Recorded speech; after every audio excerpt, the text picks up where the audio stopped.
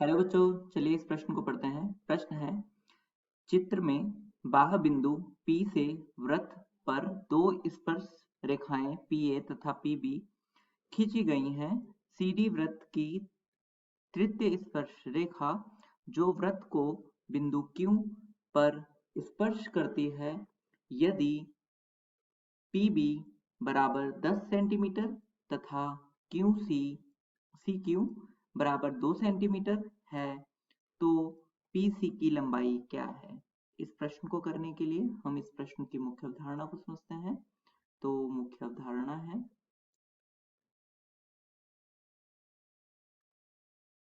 हमें इस प्रश्न में ये चित्र दिया हुआ है और कहा यह गया है कि PA जो कि P बिंदु ये है और A यह स्पर्श रेखा है तथा PB भी स्पर्श रेखा है।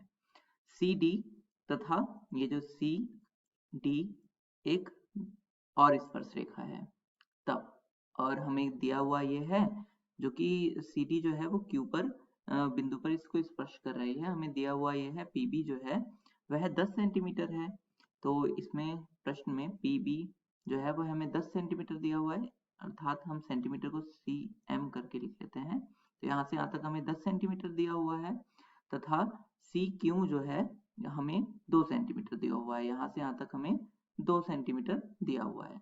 तो इस प्रश्न में हमें PC की लंबाई ज्ञात करनी है, मतलब PC की यहाँ से यहाँ तक जो हमें लंबाई ज्ञात करनी है, इसे हम x मान लेते हैं। फिलहाल इस प्रश्न को करने के लिए हमने ये प्रश्न में पूछा क्या गया है, हमने ये समझा। अब हम इस प्रश्न को करने के लिए इसकी जो मुख्य अवधारणा है वो समझते हैं। तो जो मुख्य अवधारणा है वो ये है कि अगर कोई वृत्त है और उस किसी बाह्य बिंदु पर उस पर स्पर्श रेखा बनाई जाती है, ठीक है, तो दो स्पर्श रेखा बनाई जा सकती हैं। जैसे मान लो अगर ये P है, यहाँ पे बिंदु A और यहाँ पे बिंदु B है, तो यह PB बराबर PA होगा।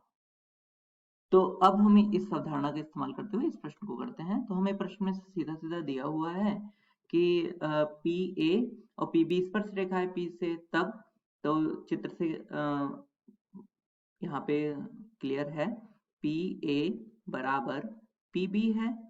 क्यों? क्योंकि जो है PA PB स्पर्श रेखा है बिंदु P से, तथा यहाँ पर अब देखो ये C से, क्योंकि CD क्या है, एक स्पर्श रेखा है, तब C से CA तथा CQ जो है C से स्पर्श रेखा हो जाएगी। तब ऊपर वाले यहाँ पे इसका रीजन लिख देते हैं, चूंकि PA तथा PB स्पर्श रेखाएं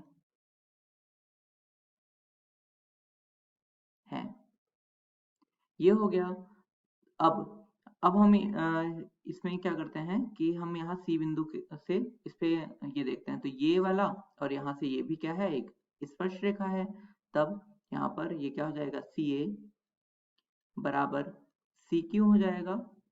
यहाँ CQ है, सेम, इसका कारण सेम रहेगा कि CA तथा CQ स्पर्श रेखा है एक ही बिंदु से, क्योंकि एक बिंदु देखो यहाँ C जो है दोनों में ही उभयनिष्ठ है, यहाँ पे P उभयनिष्ठ है, तो स्पर्श रेखाएं हैं और एक ही बिंदु से स्पर्श रेखाओं की लंबाई हमेशा समान रहती है।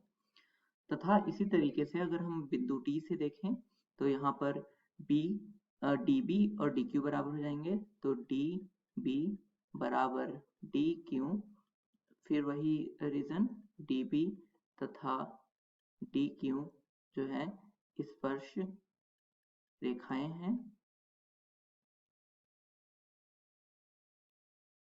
अब हम क्या करते हैं कि अब देखो, अब इस सवाल में हमें कहा क्या गया है कि हमें ये ज्ञात करना है। तो हमें पता है PB बराबर क्या होगा, PB बराबर PA होगा। तो ना अब PA बराबर PB तथा हमें PB बराबर दिया हुआ है, PB बराबर 10 सेंटीमीटर दिया हुआ है, PB बराबर 10 सेंटीमीटर दिया हुआ है, ठीक है। तो यह PA बराबर भी 10 सेंटीमीटर हो जाएगा।